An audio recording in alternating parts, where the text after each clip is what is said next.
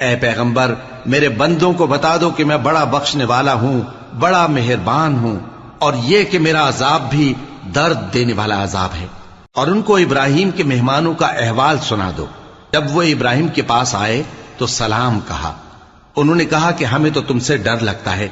مہمانوں نے کہا کہ ڈریے نہیں، ہم آپ کو ایک دانش مند لڑکے کی خوشخبری دیتے ہیں۔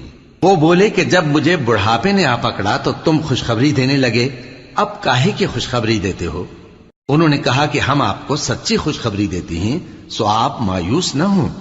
ابراہیم نے کہا کہ اللہ کی رحمت سے مایوس ہونا تو گمراہوں کا کام ہے۔ پھر کہنے لگے کہ فرشتوں، تمہارا اصل کام کیا ہے؟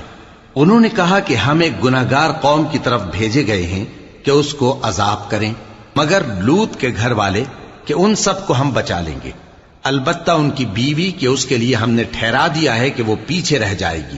پھر جب فرشتے